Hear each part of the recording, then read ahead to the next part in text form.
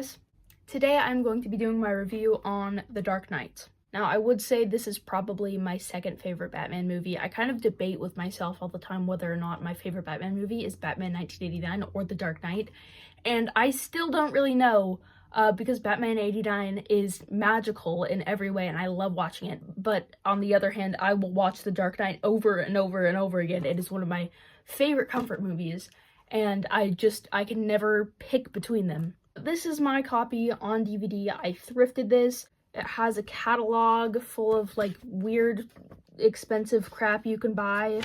Like, I don't think anybody's actually buying this stuff except for, like, Bruce Wayne himself. Who is buying a $40 solid metal battering folding money clip? You can't sell wallets, you gotta have a money clip. And a solid bronze Batman sculpture for the low price of $295. And if you don't want him on the Batbike, there is a cheaper $145 version of just him standing. Or you could get a mini Batman cowl for $95. That Batman tribal bracelet is actually sick though. Not $200 sick, but like I would love to have that. Honestly, like that's something they would have at Hot Topic. I don't know why they decided to go with the expensive metals for this movie. The one thing out of this catalog that I think is somewhat reasonably priced, and I would buy myself if this were still active, is a $30 set of Two-Face coins, and they come in a little display. That seems reasonable for a mail order catalog. But you know what isn't reasonable? $200 Batman pendants. Anyways, sorry, I will never stop ranting about that. I think it's hilarious and also baffling at the same time. Also, my digital copy of The Dark Knight, I don't know if I should cover that up or not because whoever owned this before me has probably redeemed that, so I don't really care. I'm hoping to eventually find another version that has, like, an extra disc of, like, bonus features or something, which I assume there is because there is for most movies.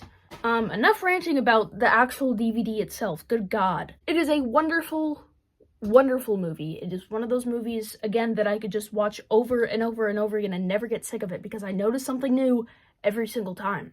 I love Heath Ledger and Christian Bale. I really, really love Heath Ledger's Joker, but I am not super into Christian Bale's Batman. I think he does a good Bruce Wayne, but him playing Batman himself, the voice just feels over-exaggerated to me, past the point of, like, believability. Like, if I got saved by some guy, and he's like, I'm not wearing hockey pants, I would not be able to take him seriously.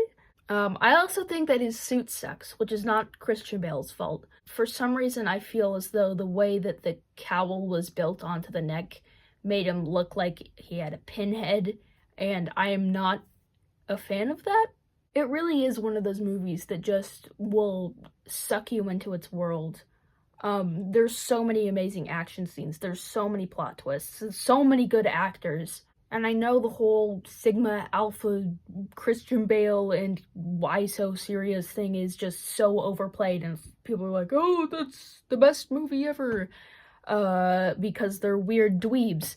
But, like, no, cinematically, it is one of the best films I've ever seen in my life. And I'm kind of a film nerd. I've seen a lot of really, really good movies. It's dark and gritty and has, like, such a vibe about it that if you get sucked into the world of the movie, like, you feel sick to your stomach because you really feel everything that's happening because of the tone of the movie, the way that the colors are. It is just incredible. I love when pieces of art can make you feel a certain way.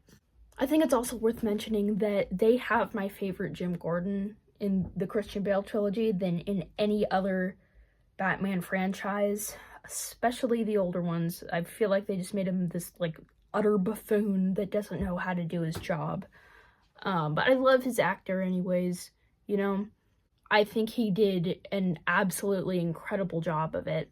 I would also say that these movies have my favorite Alfred, and I do love the Alfred from the Burtonverse films, but I don't know, there's something about this other Alfred that just feels like more real, like he seems more honest, like a real person, whereas the older Alfred seems like a character. which is perfectly okay, but you're not really able to feel like the familial connection, I guess. I also love Maggie Gyllenhaal. Donnie Darko is one of my favorite movies of all time. Again, it's a comfort movie of mine that I just watch over and over and over again. And I love her in that. I love her in this. She is really an incredible actor, and I wish they would have also used her for Batman Begins because I do not like the actor that they chose for her. I did not have as much to say about that movie as I thought I did. Like, I'm trying to rack my brain, and there's nothing else I feel as though I can put out that's not just me retelling the story of the entire movie. So thank you for indulging my rant, and I hope to see you in the next video.